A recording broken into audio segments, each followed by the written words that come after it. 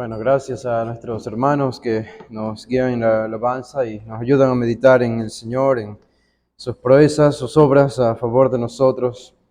Quisiéramos seguir cantando juntos, pero bueno, es el tiempo de ir al estudio de esta tarde. Vamos a repasar juntos este tema que ya lo habíamos anunciado y está en el boletín de ustedes, una distinción bíblica entre judíos y Palestina. Existe una distinción entre judíos y los palestinos. Este tema es importante. La última vez que nos reunimos aquí en la tarde hablamos sobre Lucas, el capítulo 21, y estamos analizando analizábamos el texto de la viuda cuando da toda su ofrenda, todo su dinero, y había mencionado yo que íbamos a utilizar ese pasaje como un punto de partida, como una plataforma para hablar sobre el dinero, de manera general, sobre ofrendas, diezmos y simplemente el dinero de manera general, todo lo que la Biblia dice acerca de este tema importante. Y esa sigue siendo la intención, pero vamos a volver a Lucas después de analizar este tema que me pareció importante hablar sobre esto en este día particular. Ya han sido 2 semanas desde octubre 7, cuando se llevó a cabo este ataque perpetrado por Hamas desde Gaza entrando a Israel, y ustedes que han visto las noticias saben muy bien de lo que estamos hablando.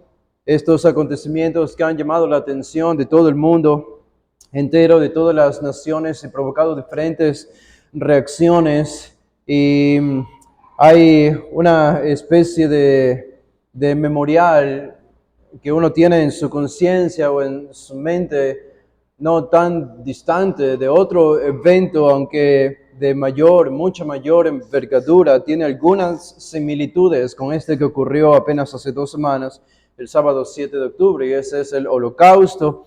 En los años 1940, cuando Hitler y los nazis masacraron a 6 millones de judíos en Alemania, en Austria y en otros países de Europa, las atrocidades y los horrores que se vivieron durante la Segunda Guerra Mundial fueron recordados hace 2 semanas, porque si bien es cierto, los judíos han estado en guerra con los palestinos y con los países árabes desde básicamente 1948, así que esta guerra que hoy estamos viendo no es nada nueva, viene ya desde 1948, vienen y van estas guerras.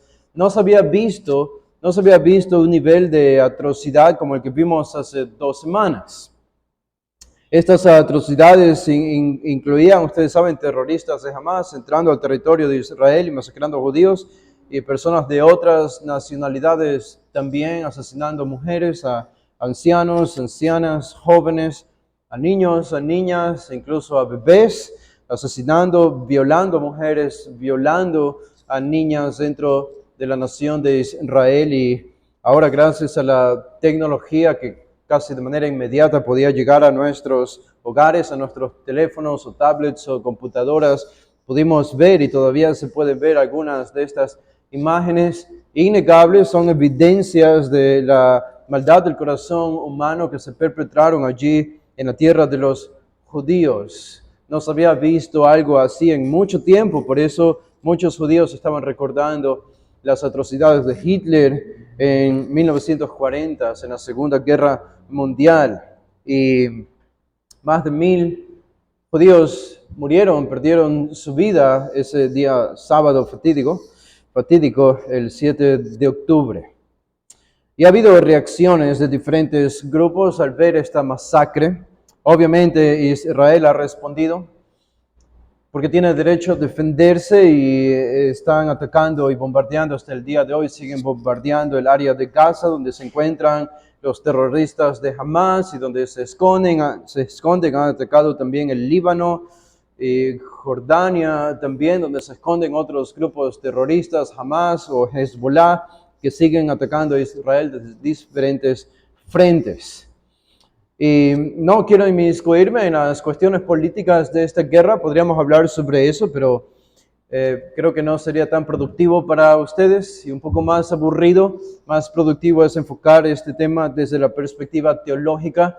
Algunos conjeturan que, a pesar de que Israel es uno de los países de mayor tecnología, especialmente hablando en armamento, militar, es difícil creer que ellos se distrajeron y permitieron la entrada de estos terroristas. Fue demasiado fácil para ellos entrar y algunos conjeturan y son solo teorías y yo no me voy a meter en eso. Algunos conjeturan que el Estado, el gobierno de Israel permitió la entrada intencionalmente de estos terroristas para unificar a la nación porque se encontraba dividida y se encuentra dividida todavía. El primer ministro no tiene el apoyo completo y algunos dicen quizá pensó que esta guerra uniría al país en torno a él para luchar contra un enemigo. Otros dicen que Estados Unidos fue parte de este plan y que permitió esto sin decírselo a nadie para llevar a cabo planes más macabros en todo el Medio Oriente, con países europeos también. Pero estas son solo conjeturas. Y existe la teoría también de que los terroristas de Hamas fueron lo suficientemente precavidos y preparados para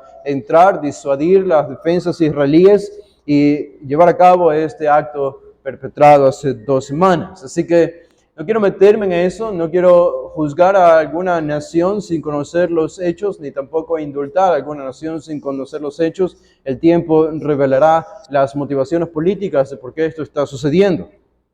Pero es interesante ver las reacciones de los diferentes grupos en toda la tierra en torno a este asunto, esta guerra, nueva guerra del Medio Oriente.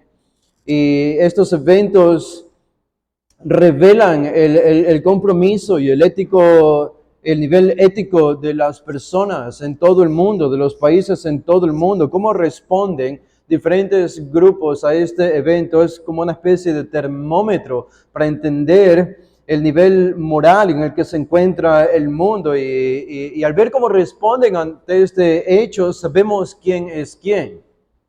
Es como una línea divisoria, sabemos quién está del lado de quién. Y en ese sentido es importante, es interesante ver las reacciones de los diferentes países y grupos de personas alrededor del mundo.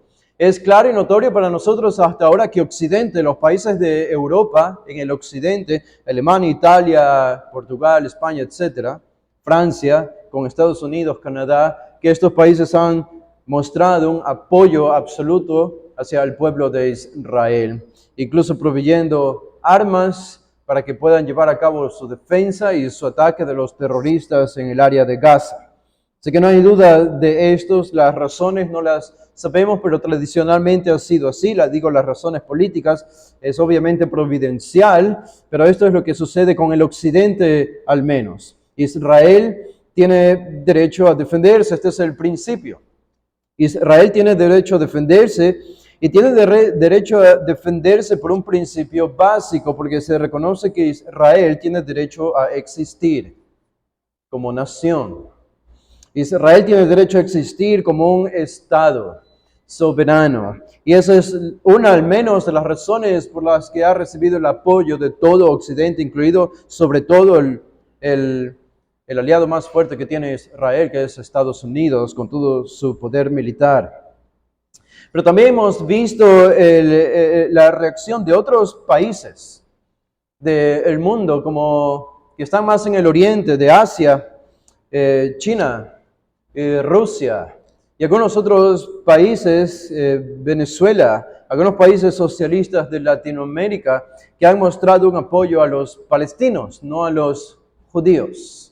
Y han dicho que Palestina tiene también derecho a ser un Estado y una nación, así como Israel, así que se debe respetar la vida de los palestinos y la solución, dicen ellos, es buscar una salida permitiendo que Palestina se convierta en una nación, un Estado que no tiene ese estatus al día de hoy, no es una nación y se busca que este sea el fin del conflicto, la solución del conflicto. Así que allí tienen ustedes a países comunistas con dictaduras socialistas apoyando a los palestinos. Pero es muy interesante también entender, obviamente están los musulmanes, los países musulmanes apoyan absolutamente a palestinos en contra de los judíos, eso está por demás mencionarlo. Y también está los grupos que son parte del socialismo cultural. ¿Qué significa eso? Todos los grupos que conocemos hoy en el mundo entero y que han utilizado la retórica o los principios del socialismo para avanzar sus ideas o sus programas e imponerlos en el mundo entero. Uno de ellos el movimiento LGBTI, el movimiento de los homosexuales, utiliza la retórica socialista de ellos son los opresores, nosotros somos los oprimidos y las víctimas y por tanto nosotros merecemos privilegios y ellos merecen ser derrocados y destruidos. Esa es la idea. De hecho, me pareció interesante esta semana ver en una de las tantas marchas en Europa a favor de los palestinos en un país europeo, que dentro de esta multitud a favor de los palestinos que marchaban, entró un hombre homosexual con una bandera que representaba el movimiento LGBTI uniéndose a la causa palestina, porque todos se ven como víctimas. Y él quiso inmiscuirse y avanzar su programa protestando desde este grupo unido a ellos. Y tan pronto los que estaban allí, los musulmanes protestando a favor de Palestina, se dieron cuenta que había un homosexual protestando junto a ellos, comenzaron a perseguirlo y él casi literalmente tuvo que correr por su vida. Y entonces se enteró que no era una buena idea protestar junto a musulmanes, pero casi le cuesta la vida. Pero es extraño, la izquierda del mundo, el socialismo, el comunismo del mundo entero está a favor de los palestinos. Ahora hay una confusión obviamente creada. ¿Y cuál es la confusión que se crea aquí? Bueno, la confusión es obviamente la victimización de los palestinos. La victimización de los palestinos. No es poco frecuente ver en las noticias a familias palestinas siendo desalojadas o niños o mujeres muertos por proyectiles lanzados desde aviones judíos israelíes en territorio de los palestinos. Y claro, la propaganda que se comienza a elevar y a propagar es la idea de que los judíos son un pueblo opresor y que tienen a los palestinos como un pueblo oprimido. Este es básicamente el principio del socialismo aplicado al movimiento pro-palestino que tiene un nivel mundial porque hay musulmanes literalmente en todo el mundo al día de hoy.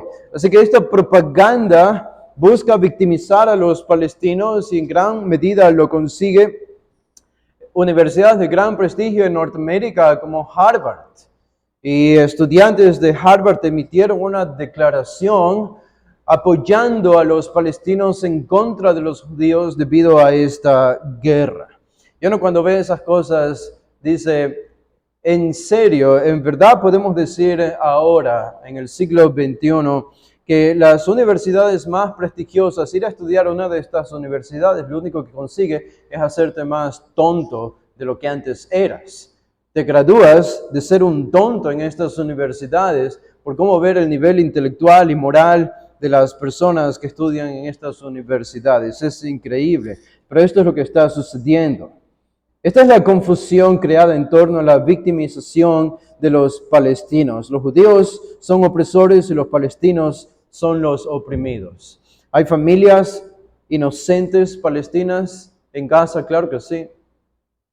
Y lo que tenemos que entender es que aún esas familias inocentes en Palestina que sufren son secuestradas por el mismo grupo terrorista Hamas. Solo para que tengan una idea, probablemente hay un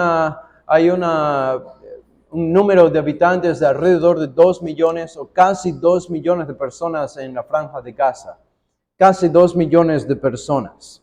Y de estos 2 millones de personas, miles de esos 2 millones son o pertenecen al grupo terrorista Hamas, que son los que realmente gobiernan este país.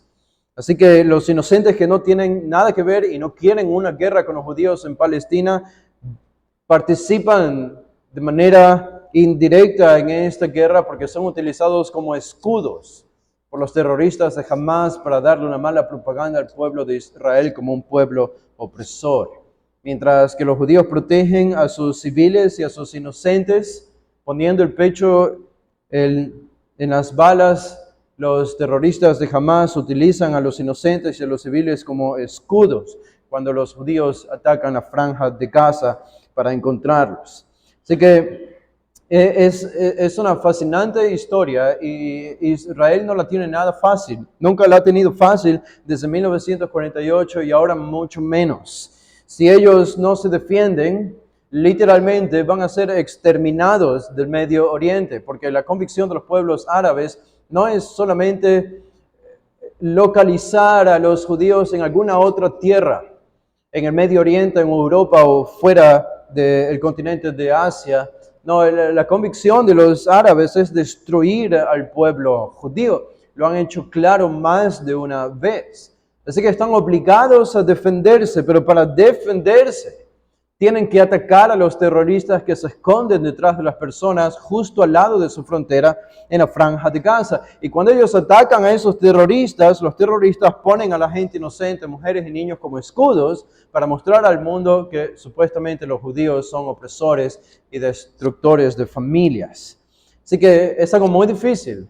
Es algo que ellos tienen que navegar y tienen que saber cómo llevar a cabo esta guerra, pero una cosa es cierta, ellos tienen derecho a defenderse porque tienen derecho a existir como nación.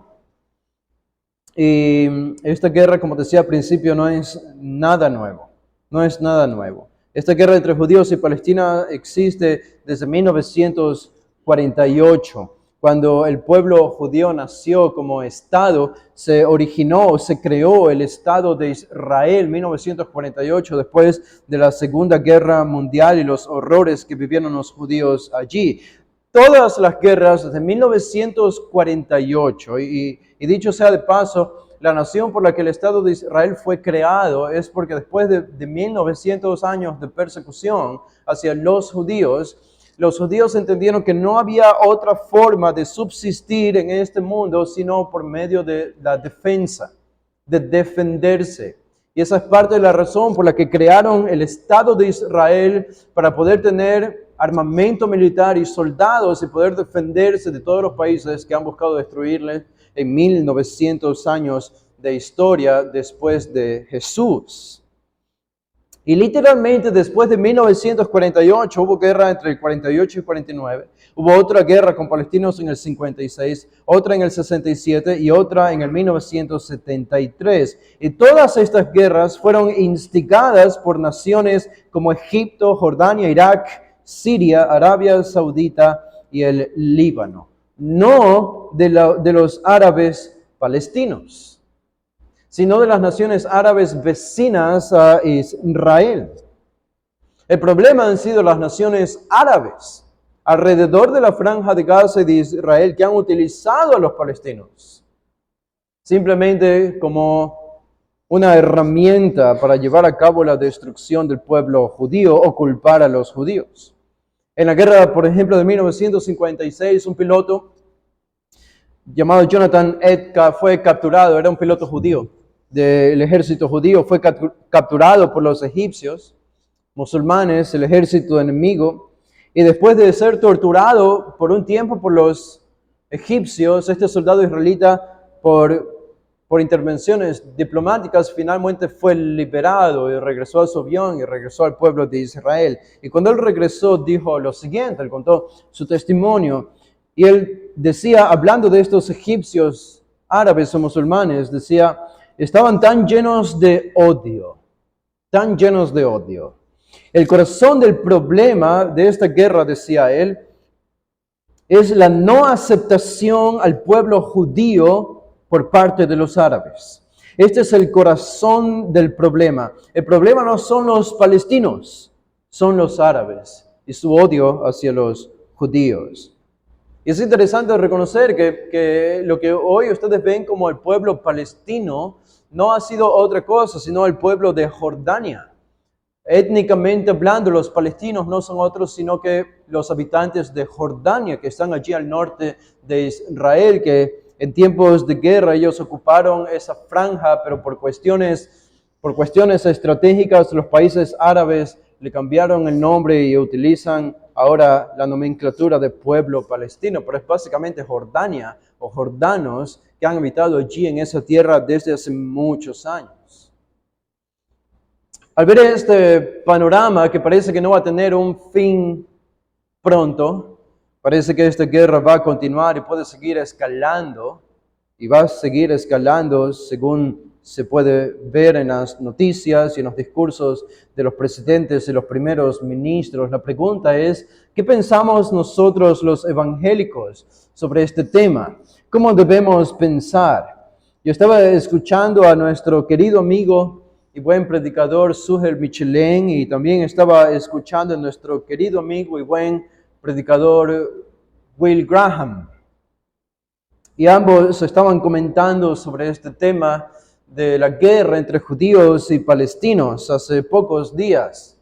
Han subido videos, ustedes lo pueden ver. Y un resumen de lo que ambos dijeron acerca de esta guerra sería algo como lo que sigue.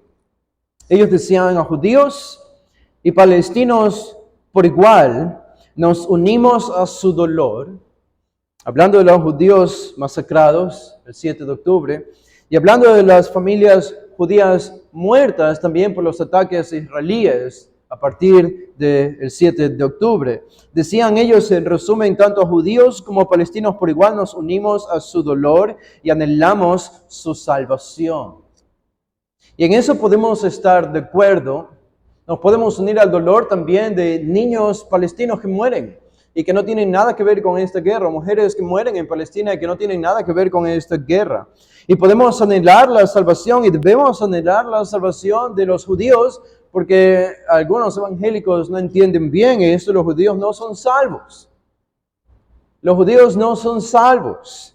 Y si mueren serán condenados eternamente. Ellos necesitan la salvación tanto como los palestinos musulmanes o los pueblos árabes, tanto como los terroristas. Ambos necesitan la salvación. Los judíos rechazan al Mesías y los musulmanes tienen una religión pagana.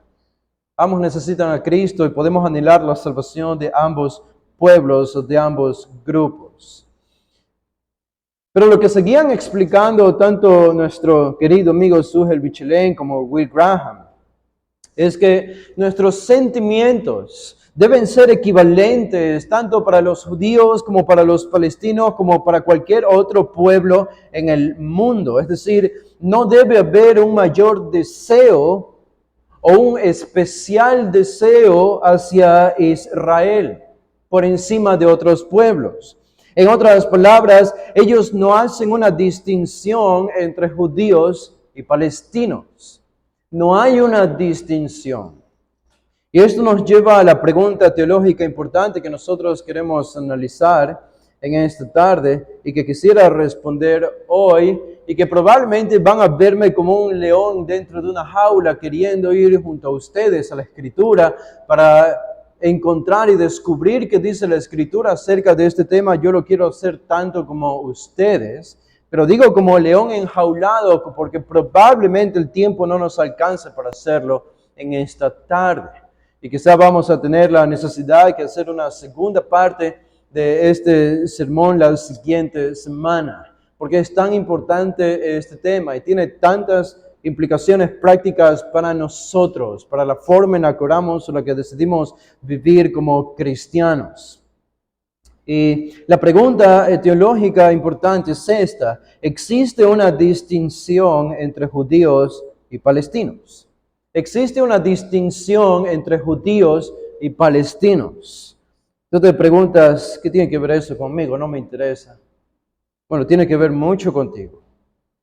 Y la respuesta, obviamente, uno puede decir étnicamente, obviamente que hay una diferencia. Los judíos son un pueblo y los palestinos son otro pueblo diferente, pero eso no es la pregunta. La pregunta es, ¿existe una distinción teológica en términos del plan de Dios entre judíos y palestinos? Debería haber, en otras palabras, debería haber un trato especial por parte de nosotros los cristianos hacia los judíos.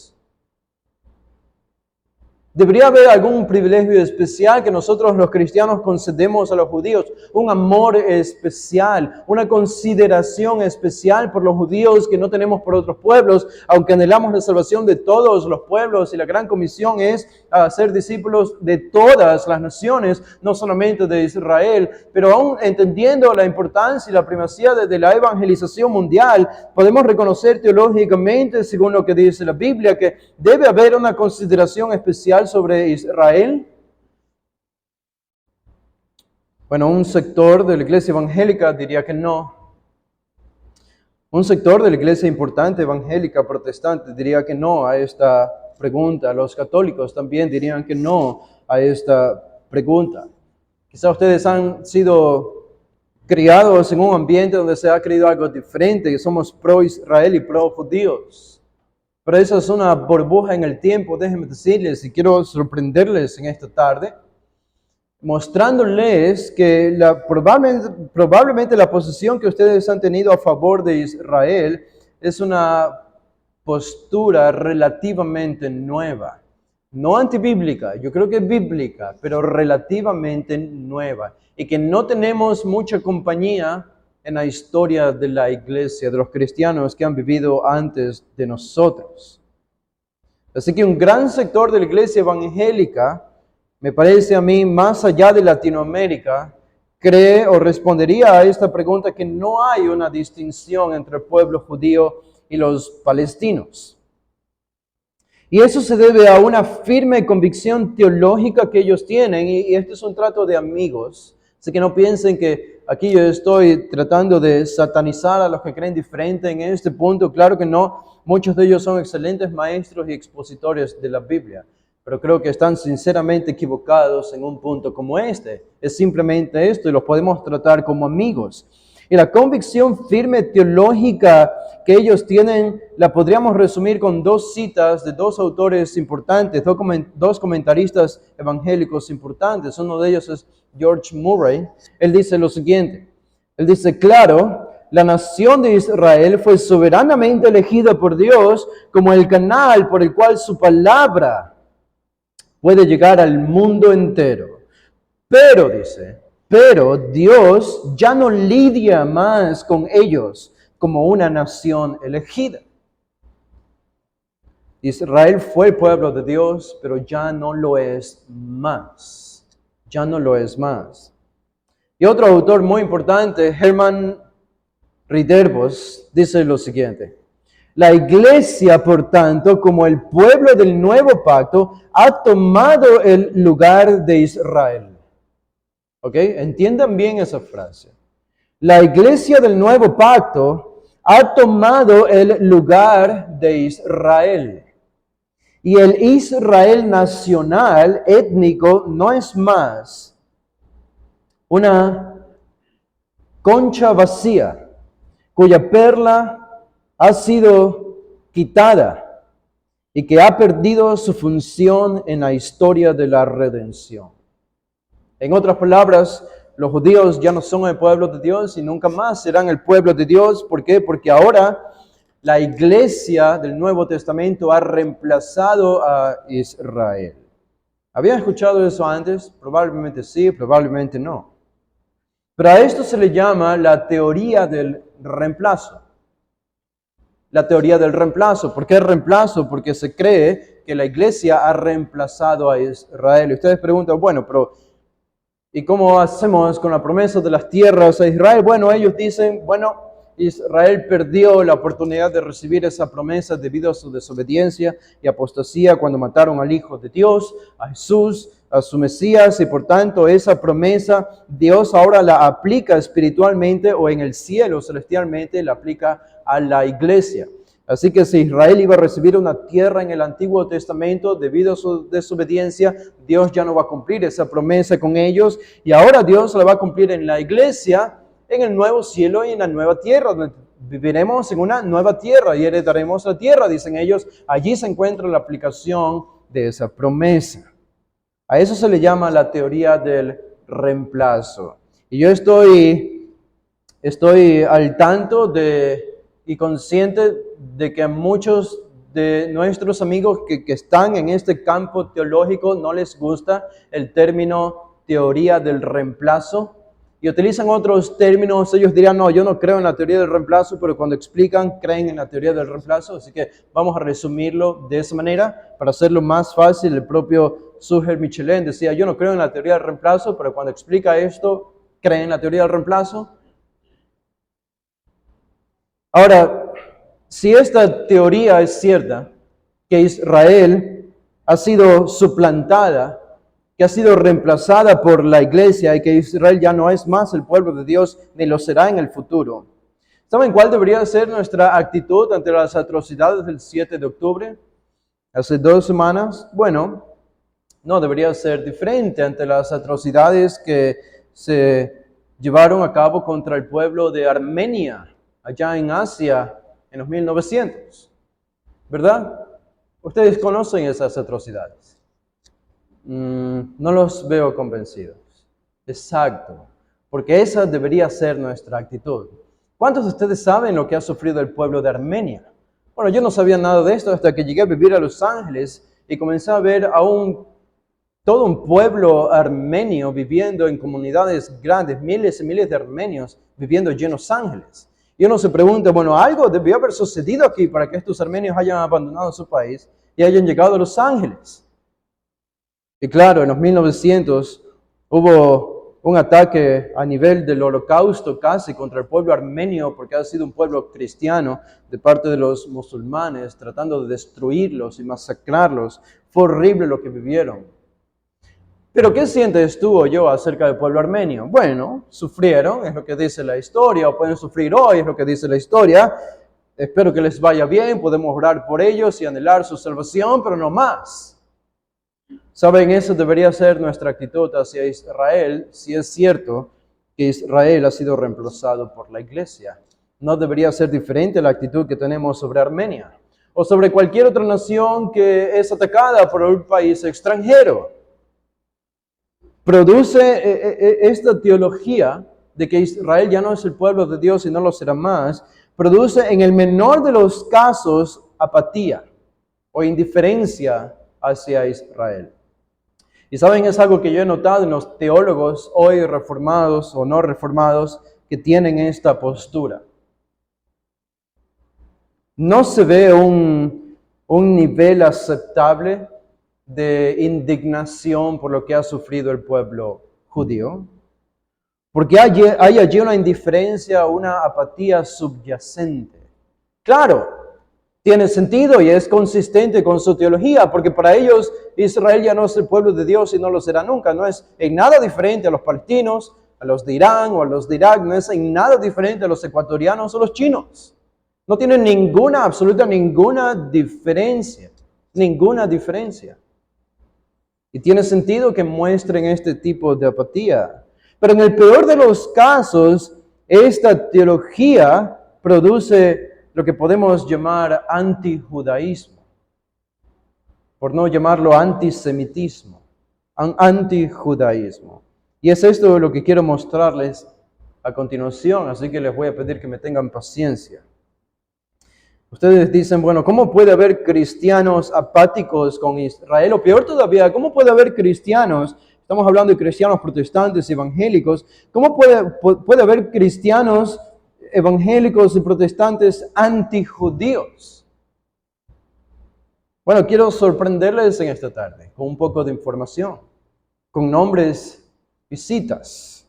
Y esto a veces ocurre de manera directa o indirecta, pero este antijudaísmo en el mundo entero ha sido provocado, o esta persecución contra los judíos ha sido provocado en mayor o en menor medida por la idea de que el pueblo judío ya no es el pueblo de Dios. Nuestro argumento no es a favor de judaizar la iglesia. Nuestro argumento no es que hoy Israel es el pueblo de Dios. Ese no es nuestro argumento. Nuestro argumento no es tocar el shofar en la iglesia evangélica. No es poner una bandera de Israel, del Estado de Israel, detrás del púlpito, ni utilizar las imágenes de la estrella de David en nuestro púlpito, ni ponerle como nombre a nuestra iglesia, a la iglesia bíblica Israel. No tiene sentido eso, porque Israel es otro pueblo. Es un pueblo del Antiguo Testamento y volverá a ser pueblo en el futuro, pero no es la iglesia. No es la iglesia. Así que no estamos a favor de los que judaizan a la iglesia. Somos la iglesia del nuevo pacto, del Nuevo Testamento. Pero al final de cuentas, el que no defiende al inocente consiente con su destrucción. Quieras o no quieras, el que no defiende al inocente consiente con su destrucción. Y me parece que este es el resumen triste de la historia de la iglesia protestante, de la iglesia cristiana a lo largo de la historia. Si no ha perseguido a los judíos, no los han defendido. Y al no defenderlos, han consentido con su destrucción. ¿Cuáles son las consecuencias de una teología como esta? ¿Cuáles son las consecuencias de negar que hay una distinción teológica en el plan de Dios entre judíos y entre palestinos? De que yo debería anhelar la salvación de los palestinos, sí. Y enviar misioneros a los palestinos, sí. Y que también debería anhelar la salvación de los judíos, pero a la par que tengo esta actitud hacia ambos pueblos, tengo una consideración mucho más especial por los judíos, que no tengo hacia ningún otro pueblo en la tierra. Pero ellos no comparten con esta idea. ¿Y cuál ha sido el resultado de no compartir con esta idea, de no hacer una distinción clara entre el pueblo de Israel y otros pueblos? Bueno, todo comenzó con el rechazo del Mesías cuando los judíos crucificaron a Jesús, al Hijo de Dios. Entonces, como Jesús ya había anunciado en Lucas 21 que vamos a estudiar, llegó el juicio para los judíos en el año 70, unos 50 años después, cuando llega Tito con las hordas militares de Roma y destruye Jerusalén, destruye el templo, quema el templo, no deja piedra sobre piedra como Jesús había profetizado en Lucas 21, todo queda destruido y cientos de miles de judíos fueron masacrados en el año 70 después de Cristo. Un tiempo después, en el año 135 después de Cristo, 135 después de Cristo, hubo un levantamiento judío contra el Imperio Romano. Y de nuevo el Imperio Romano respondió en esta ocasión con el emperador Adriano. Y él destruyó 985 ciudades y aldeas judías de Israel. 985. Masacró a más de 580,000 judíos en esta sola ocasión. Más de 580,000 judíos muertos. Los que sobrevivieron los expatrió a otras naciones, prohibió la circuncisión en el Imperio Romano, prohibió la observancia del sábado, erigió un templo a Júpiter en la tierra de Israel y llamó a la tierra de Israel Palestina, que viene de una derivación de Siria, de allí el nombre Palestina. La respuesta arrogante de los cristianos cuando vieron estas atrocidades contra los judíos fue: ellos se lo merecen por haber asesinado al Mesías. Este es el juicio de Dios sobre ellos. En efecto, era el juicio de Dios hasta el día de hoy sobre el pueblo de Israel. El problema no es consentir que este es el juicio de Dios sobre ellos. El problema es la actitud que comenzamos a ver en los cristianos desde la era de los padres de la iglesia hasta el día de hoy. Una actitud arrogante de la iglesia gentil contra el pueblo judío que estaban en esas paupérrimas condiciones impuestas por el Imperio Romano. Y así llegamos al período patrístico, los primeros siglos de la iglesia. Nos encontramos con algunos padres de la iglesia y en este tiempo se creyó que Israel había sido ya reemplazado por la iglesia definitivamente. Dios, obviamente, al destruir el templo y masacrar a 580,000 judíos en el año 135, ya no quiere nada con los judíos y ahora solamente la iglesia que goza de buena salud en las diferentes ciudades del Imperio Romano y que cada vez iba creciendo más la iglesia gentil. La iglesia gentil se vio como la heredera de las promesas que Dios le había hecho al pueblo judío. Y así llegamos a un personaje importante en esos primeros siglos llamado Justino Mártir. Justino Mártir. Y aquí vamos a hablar de algunos de nuestros héroes, o mis héroes históricos. Y no dejan de ser mis héroes, aunque reconozcamos estos errores en ellos. Pero siguen siendo mis héroes espirituales. Uno de ellos, Justino Mártir, que por primera vez le llama a la iglesia el nuevo Israel espiritual. ¿Notan? Él fue el primero en acuñar este término a la iglesia. Ahora la iglesia es el nuevo Israel espiritual. Y esto catapultó la retórica del cristianismo por los siguientes siglos hasta el día de hoy. Tertuliano, otro padre de la iglesia, él dijo que los judíos eran el antitipo de la virtud. Hipólito, otro padre importante de la iglesia cristiana, dijo que el juicio de los judíos duraría por siempre. No tendría fin. Cipriano, otro importante padre de la iglesia, dijo de los judíos que han sido reemplazados por los cristianos y deben ser exterminados a punta de espada. El gran Cipriano, un padre de la iglesia. Cuando la iglesia se unió al Estado en la era de Constantino, en los años 300, el judío no era considerado ya un ser humano. No era considerado un ser humano. Se decía en ese tiempo que el judío era un monstruo. El judío era una abstracción teológica de envergaduras sobrehumanas. Constantino emitió un edicto contra los judíos y dijo que era un crimen convertirse al judaísmo dentro del nuevo imperio romano cristianizado. Este ya es el imperio romano cristiano ahora. Era un delito convertirse en un judío. Si un amo judío que tenía un esclavo gentil le hacía circuncidarse a su esclavo gentil, ese amo judío debía morir. Merecía la pena de muerte. El imperio romano cristiano era completamente antijudío. Completamente antijudío. Ambrosio, uno de nuestros héroes espirituales, para que vean que nadie es perfecto. Ambrosio, él orquestó, planificó y alabó la quema de una sinagoga judía en su tiempo. Jerónimo, el gran Jerónimo, el que hizo la traducción de la Vulgata latina, de los idiomas originales al latín, dijo que los judíos eran carnales, que eran grotescos y que eran materialistas.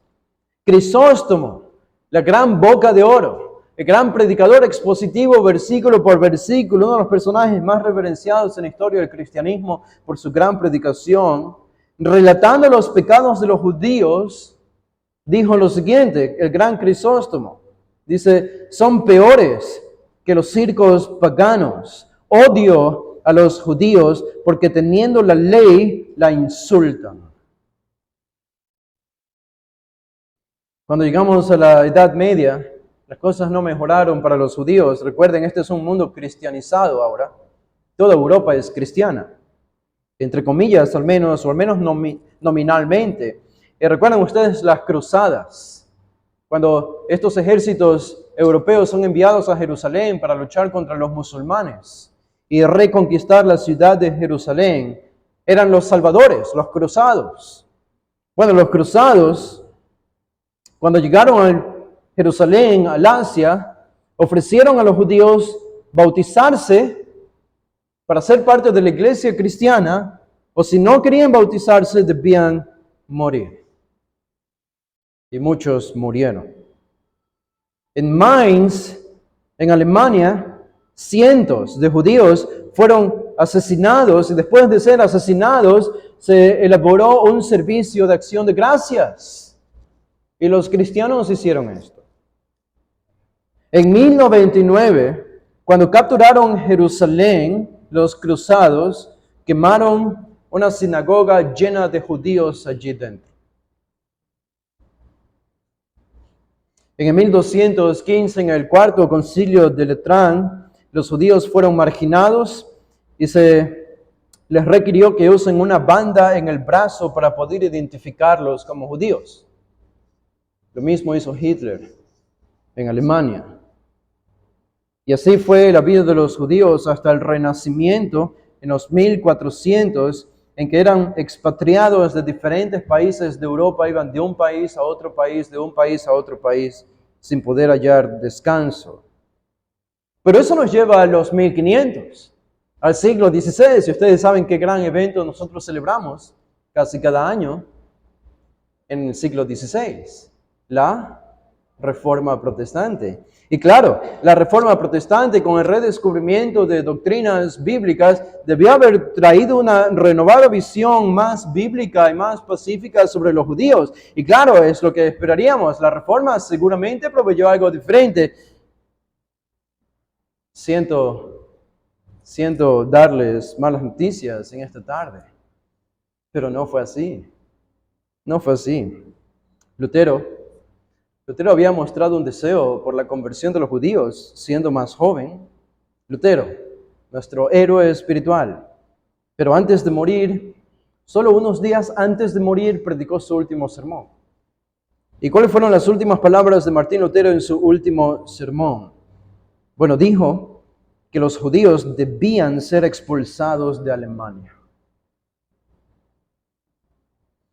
Tenemos la Inquisición española en los 1562, y en esos años alrededor 1400, persiguiendo a los judíos. En 1562, debido a esta persecución, en el occidente de Europa, por la iglesia cristiana, con el Papa allí orquestando todo, los judíos huyeron al otro lado de Europa, Europa oriental, donde está Rusia, donde está Polonia, Ucrania, etc., para buscar un poco más de vida pacífica. Y en 1562 ya había en Polonia una gran comunidad de judíos. Y en ese año en Polonia se les obliga a los judíos a vestirse diferente a los cristianos para poder identificarlos. Se les prohibió tener posesiones o tener cargos públicos. En 1648 habían judíos ucranianos. 1648. Estos judíos ucranianos fueron masacrados por los rusos porque los judíos no quisieron convertirse al cristianismo ortodoxo. Y uno de los que relata este evento dice lo siguiente. Dice, asesinatos iban acompañados por torturas barbáricas. Las víctimas eran desolladas vivas, es decir, se les arrancaba la piel mientras estaban vivos. Miembros de sus cuerpos eran desgarrados, eran golpeados hasta la muerte, eran bautizados en carbón encendido, eran quemados con agua hirviendo. Incluso bebés no fueron perdonados. En 1648. Esto, ¿quiénes lo hicieron? Los rusos, que eran cristianos ortodoxos. Así fue la vida de los judíos hasta que llegamos a la era moderna, en 1815, en Italia. A los judíos se les obligó por primera vez a vivir en guetos y sin derechos. Eran barrios pobres y encerrados. En Alemania se hizo lo mismo alrededor de ese mismo año.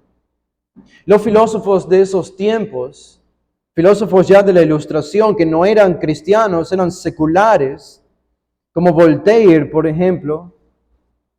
Él dijo, de los judíos son nuestros enemigos, los odiamos, la gente más abominable del mundo. Esto dijo Voltaire. La historia de Grimm es bien conocida por ese tiempo. Grimm escribió un cuento, y el cuento era titulado El judío en el arbusto. El judío en el arbusto.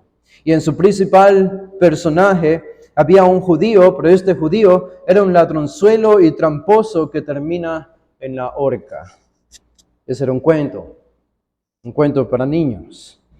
En 1844, Karl Marx, el padre del socialismo y del comunismo, escribió que de sus entrañas la sociedad burguesa continuamente pare a judíos. En 1880, la campaña antijudía en Berlín fue promovida a rasgos más grandes todavía por toda Alemania. Un grupo de personas en grandes números se unieron para firmar un edicto en contra de los judíos en 1880, y esto tuvo repercusiones en el resto de Europa, cuyo fue el fundamento filosófico que terminó en el gran holocausto judío llevado a cabo por Adolfo Hitler en 1940. Me parece interesante la respuesta de una reportera llamada Melanie Phillips en 2002 del London Daily Mail. Ella asistió a una reunión entre cristianos, representantes del cristianismo y representantes judíos. Y se reunieron para discutir sobre por qué la iglesia cristiana es crecientemente cada vez más hostil contra el pueblo judío. Y se reunieron para discutir esto, judíos y cristianos. Y allí estaba esta reportera escuchando todo. Y después de que terminó la reunión, ella dio este reportaje y dijo, me sorprendió lo que escuché allí dentro, porque los cristianos respondieron a esta pregunta, fueron honestos y dijeron, bueno, la razón de la creciente hostilidad de la iglesia cristiana en contra de los judíos no se debe al comportamiento judío contra el pueblo palestino. Eso es solo una excusa, dijeron los propios cristianos o representantes cristianos.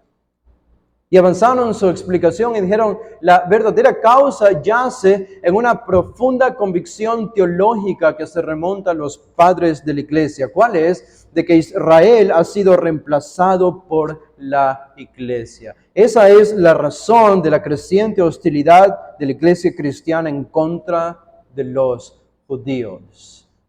Esto lo reportó Melanie Phillips y habían dicho esto los propios cristianos en esa reunión. Comentaristas incluso modernos de nuestro tiempo, muy reconocidos por sus capacidades exegéticas de interpretar y comentar sobre la Biblia. Uno de ellos, Loraine Boettner, él murió apenas en el 1990, un escritor evangélico, comentarista evangélico. Él lamenta la existencia de Israel. ¿Pueden creer eso? Él es calvinista. Pero lamenta la existencia de Israel. Y considera a Israel, la considera la enemiga y la ruina de la iglesia cristiana.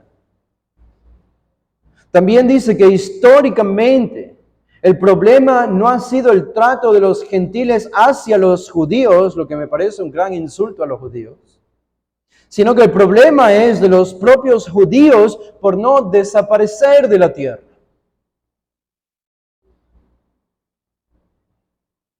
Obviamente, no todos los que están en ese campo teológico dirían cosas como estas, pero al menos mostrarían una apatía y una indiferencia ante el dolor del pueblo judío. Eso sí es casi seguro. No hay una consideración especial por este pueblo. ¿Cuál es el argumento de ellos? El argumento de ellos es: Israel pecó, mató al Mesías, apostató, Dios por tanto los condenó, los olvidó y los sigue castigando hasta el día de hoy. Así que no tiene sentido seguir creyendo en un futuro para el pueblo de Israel. Israel hoy no es más el pueblo de Dios y no es en nada diferente a cualquier otra nación del mundo entero, secular o pagana. En nada diferente. ¿Cómo nosotros respondemos a esto? De nuevo, la pregunta teológica para nosotros es, ¿hay una distinción entre judíos y palestinos? ¿Hay una distinción entre judíos y palestinos? Déjenme leer esto. Solo quiero leer este pasaje y creo que vamos a terminar con la lectura, y la próxima semana, si ustedes me tienen paciencia, vamos a hacer lo más importante, a meternos en el estudio de este pasaje, que lo vamos a hacer solamente en 45 minutos la próxima semana, pero muy importante. Noten lo que dice. Voy a leer desde el versículo 11, en Romanos, el capítulo 11, el versículo 11.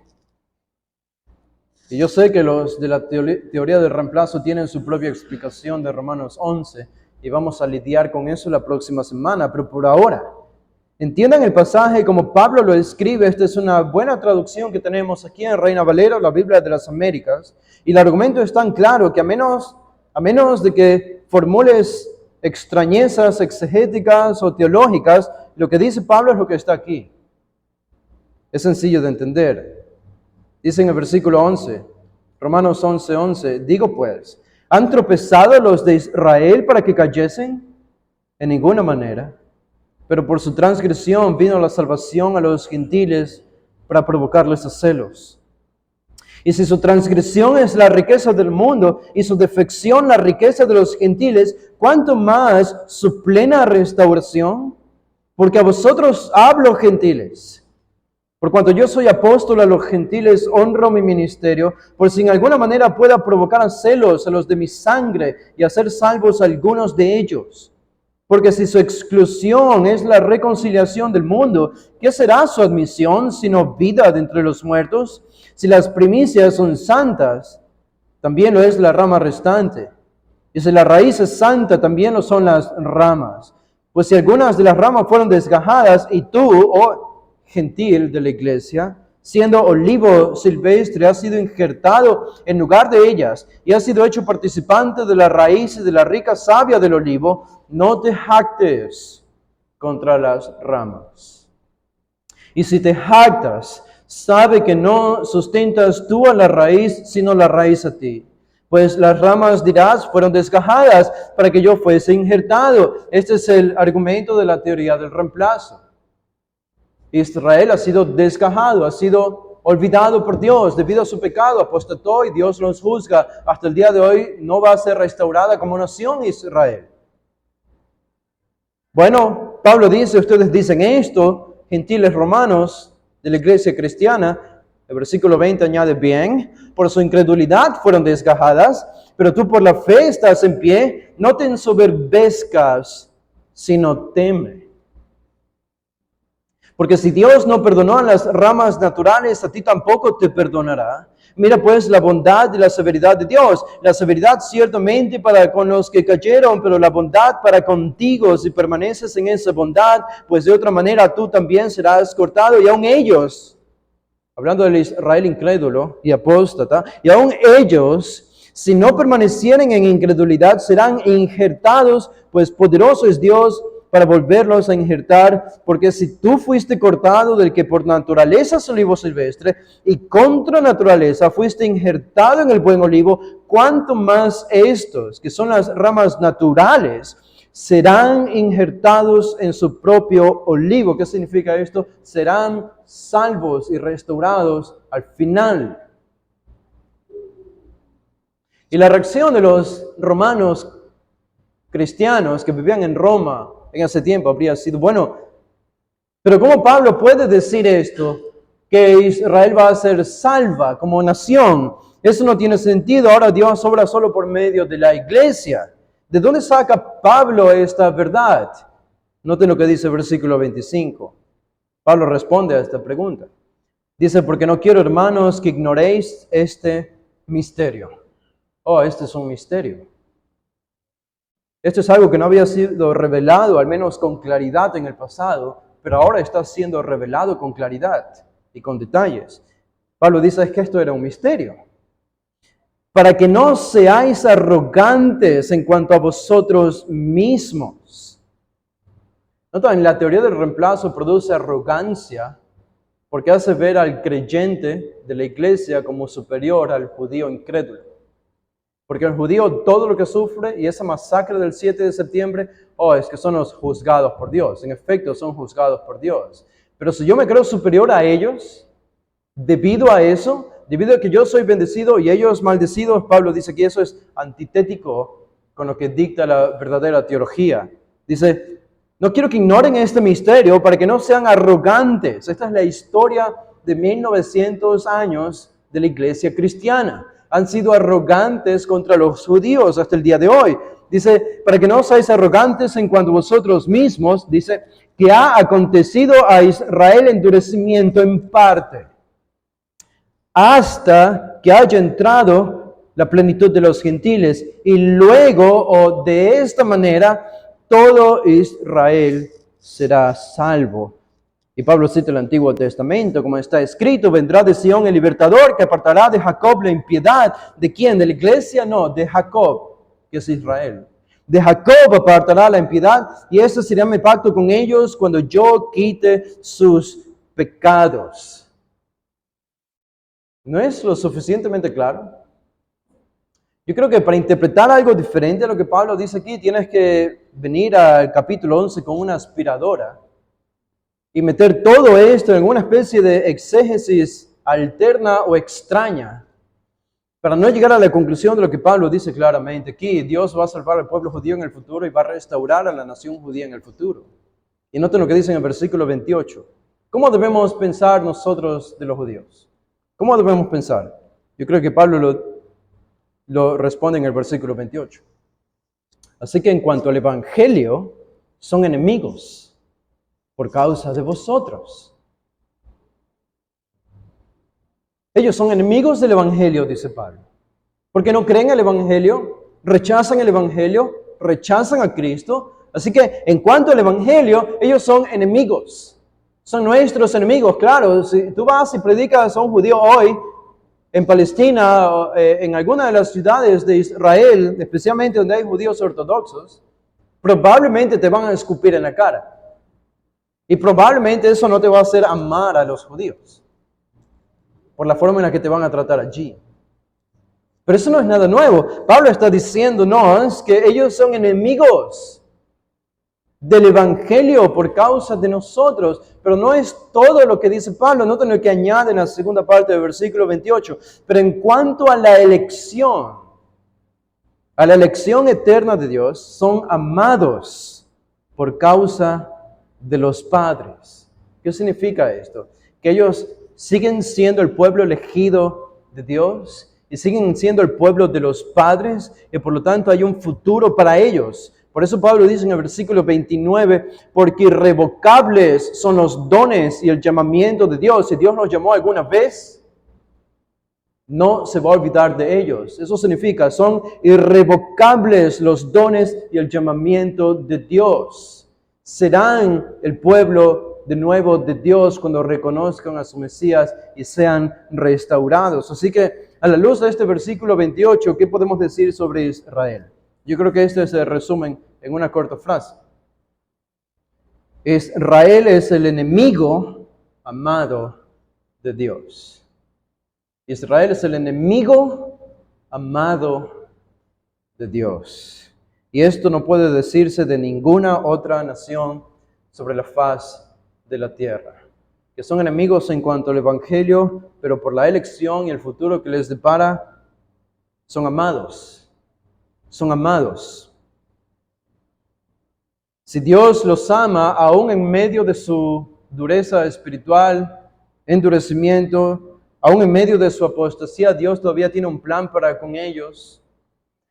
Nosotros no podemos expresar una actitud diferente, ni siquiera apatía ni indiferencia, sino el mismo amor. Y esto comenzó a cambiar en los 1800, cuando puritanos arribaron a una conclusión escatológica diferente en cuanto a Israel y creyeron que Dios tenía un futuro para Israel. Comenzaron a ir a evangelizar a los judíos. Uno de ellos, Robert Murray McCheyne, se convirtió en misionero a los judíos. Esto es lo que hace la correcta teología, no produce odio. Es imposible. La teología que se enseña en la Biblia nunca produce odio. Y si una teología produce odio, esa teología no viene de la Biblia. Y eso es lo que a mí me parece ha hecho la teoría del reemplazo. Solo ha producido odio y apatía contra el pueblo judío. No. La teología que viene de la Biblia siempre produce amor, el fruto del Espíritu. Y es la teología que nos dice que Dios va a restaurar a su pueblo en un futuro, la que produce un amor especial y una consideración especial hacia ese pueblo, incluso un deseo por ir y evangelizarlos, para que nosotros seamos herramientas en medio de este cumplimiento escatológico de Dios, que no sabemos cuán lejos esté o cuán cerca esté.